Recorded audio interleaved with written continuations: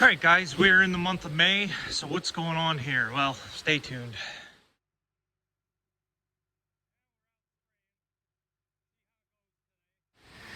All right, guys, welcome back. You can hear it's raining outside. All right, first things first, I don't know if the video is going to be any better or the sound. I'm just trying this out.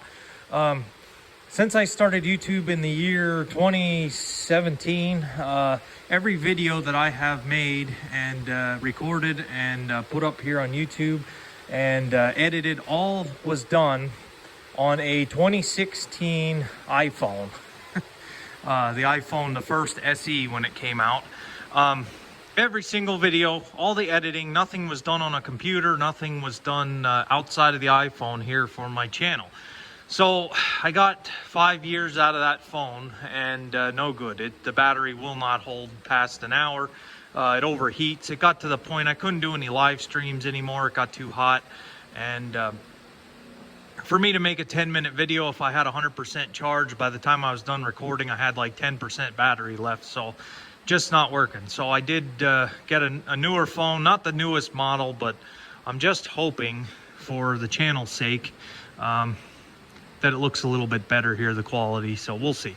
So that's the first thing I wanted to talk about today.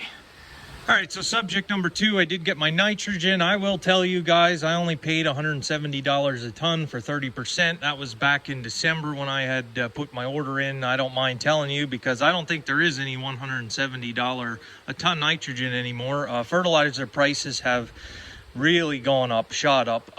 No chicken manure. I called everybody that I know that deals with chicken manure, and the answer was always the same. We don't have any. It's all booked. I think a lot of guys saw the writing on the wall with the fertilizer prices and bought as much chicken manure as they could get, and I missed out. I did start early, but it's just the way it panned out. So I just don't have that for this year's growing season. Now, one thing I see, this phone really brightens up the shed. It is really dark here visually, but the camera looks good. All right, anyway, corn. Price of corn has really spiked. The price of all of the commodities have spiked. Everything is totally out of whack right now in agriculture. Excuse me, I was reading articles saying that corn could spike to $15 a bushel or more if we stay on the current trend. There's a lot of news out there. I'm not an expert on any of it. They were saying China's buying record amounts of our commodities. Mexico had a shortage. The global supply shortage of corn, there's not as much corn on the global market. USDA is reporting about the amount of acres planted, and it's not, at least the last article I read, it's not the amount that they were expecting as much. I've been hearing seed shortages. Guys haven't been able to get all of their seed. They said their seed's still in South America. So I don't know. It's really, I don't think anybody knows what to think just yet. Corn, I've been seeing in the neighborhood of $8 or more for contracts here. So it's kind of going back to the 2008, but it's a little different. It's not quite 2008. So I don't know. I'm just, we're just going to keep doing what we've been doing here. All right, so the next update here. So spring is kind of delayed here, at least where I'm at here in the Northeast. Frost advisory tonight into tomorrow, frost advisory. Some guys did plant their corn. We had a little bit of a warm week in there that was dry. The ground was perfect. Guys planted some beans, guys planted some corn. I've gotten a little bit of spraying done, but not what I should be. I'm nowhere near where I am usually. You can see the fields are still pretty green. The burn down I didn't even get, but everybody is delayed with the rain and the cold weather. It's been a cold spring and it's been shaping up to be a little bit wet here. So yeah, I'm behind, but so is everybody else. So kind of makes you feel better then. All right, so the next topic, the equipment. Yes, I have been advertising my equipment. Something needs to, I need to do something different there. And if you're a regular viewer, if you're a viewer and you have called me about the equipment, I'm not here to pick on any one person. This is just what happened. I advertised my equipment and I got a lot of phone calls, lots and lots and lots. And everybody figured it was me, and there was no interest really in buying the equipment. It was just to talk to me, which is fine. I didn't mind talking to some people, answering questions. It wasn't until I had somebody want to come out and look at a piece of equipment. They came here and they had no desire whatsoever to buy anything. They just wanted to talk to me and meet me. So, well, I'm flattered. I just don't have time for stuff like that. My days off are already scheduled. If somebody says they're going to be here at 1 o'clock and I'm ready for them, I have the equipment out, ready to show, cleaned up, and they come at 1 o'clock and they want to talk for 2-3 hours or even an hour and a half, I just don't have time to do that. So as far as me selling equipment now, I'm going to use another avenue to offload the equipment. I'm not going to advertise it anymore. I guess I can't. But I mean, you're talking 30, 40 calls just wondering if I was PA Farms and this kind of, I just can't. It's different if somebody is interested and wants to buy something, but I can't do a meet and greet every time I have a day off. It's not going to work. There's too much on my plate. Like I say, I'm not picking on anybody. I didn't expect that to happen. Like I said, quite a few calls on it, and then like I said, I just can't have people coming here just to talk and to hang out. I know how it is. There are people and channels on YouTube, guys that I'd like to meet someday, but on the other hand, it's still a working business. I have a job and stuff like that, so it can't happen. So I have other ways to sell equipment, so we're going to pull our ads, and we're going to use that other avenue. So all right, that's that subject. And like I say, I'm not picking on anybody if you did call. It's just what happened. Everybody had the same idea, so I didn't think that my channel had that much of a reach. I really didn't think people recognized me or my equipment. So we just have to make changes on our end as far as that goes. And no, I'm not selling the 986. I had everybody worried in the last video about, I had a guy interested. He was ready to write a check for this thing and take it home, and it was quite a few $1,000s more than I even paid for it. But no, I'm hanging on to it. I need it. Like I said, if I have any washed out fields, I need to be able to do a little tillage to straighten it out. I'm thinking that fertilizer spreader is nice for the cover crop. I was kind of throwing around the idea of getting like a bigger 3-point spin spreader for behind it, just so it's not as clumsy and easier to load. But I think the plan for next year, we're going to get some cover crops, and I'm going to need that fertilizer spreader back there. So a lot of you guys that were farming in 2008, and I was one of them, you'll remember when corn did hit $8 and beans went up pretty high too.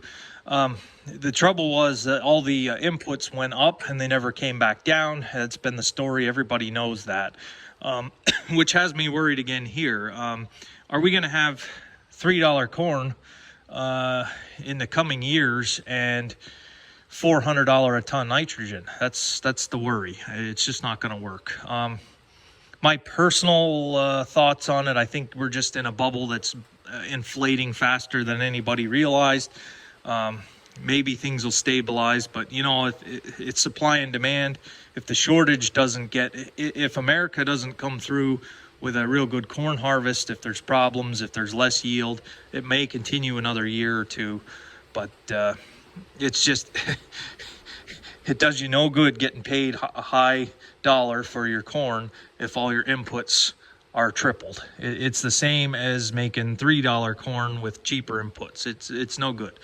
So, and it really hurts the animal producers. Like guys that I work with, they're feeding $8 corn to steers. And if the steer market isn't making up for it, you start losing money. I think it'll benefit the guys that have ground and have land and have commodities to sell. Who it's going to hurt are the guys with like 20 acres, and let's say they have a contract chicken house or raise pigs by the thousands. They're feeding this high-priced grain to these animals, high-priced feed, and they just don't have any other sources of revenue. That's where it might hurt guys like that. So it's the ups and downs, and everybody gets stress tested. So we're in good shape. We're gonna keep on rolling here. So as soon as the weather works out, so like I said, guys are planting corn, guys are planting beans. Everybody's behind on spraying. That's been a theme I've been hearing too. So we're not so worried as we could be here. All right, so work has been slowing down, so that's why it's good. It's good to be able to have that slow down so I can start getting some things done. Like I said, I did get a little bit of spraying done, not much. The sprayer is loaded and ready to go as soon as I get the weather, and I'll take you guys along for that. We're gonna get the rest of the soybean ground sprayed. With the weather and the situation that it is, I don't expect any planting until maybe end of May, mid-May if a miracle happens, if it dries up here. But kind of is what it is. And with a frost advisory and 50-degree highs during the day, you're not getting any heat units anyway, so being early isn't gonna mean a whole lot other than you're done planting. But I don't know, we'll have to see here. All right, so just one more thing in closing. So what am I going to do with the hay ground that I have left, that I have to leave 10 acres or so in hay. It has to stay in hay because it's too close to the houses. It's on a hill. It's going to wash. I don't want crops right up to the houses on account of washing. I do want to leave some grass buffers. That translates to about 10 acres maybe, give or take. I was going to purchase a Woods rotocutter. I had one priced, I was ready to buy it, and then I had an idea. I took a day off last week, and it was so windy. I took the day off to spray, and I couldn't spray anything. So the day would have been a loss as far as getting any work done. However, I did have the idea, and it saved me the cost of a rotocutter. I had called my neighbor that has steers, and I asked him, are you interested in 10 acres of hay? If you can make it, it's yours. Whatever you want to do, bale it, chop it, whatever. He said he'd be interested. He came over and looked at it. So that 10 acres is going to be maintained at least. I won't have to rotocut it. A rotocutter is a tool that doesn't really, it makes things look nice. It's not a tool that's making money like a sprayer for crop protection or a baler for making hay. It's kind of just, you mow to keep the weeds down and make things look nice. I didn't want to buy one, but I had to maintain this acreage. I couldn't let it grow up in weeds. And luckily, he's all for it. So that worked out. That saved me thousands of dollars in the purchase of a rotocutter. I still might purchase a small one. You're talking a little 6-footer 3-point hitch thing that's cheap just to maintain the waterway. I did get flags on the waterway and marked off. I'll show you guys then. So, all right, this video is long enough. We'll see how this phone works. Thanks again for watching, guys. Sorry I don't have anything for you. It's just kind of the state of things here in Pennsylvania right now. Frost advisory. So I'm hoping guys weren't too early and have corn up. I don't think so, but you never know.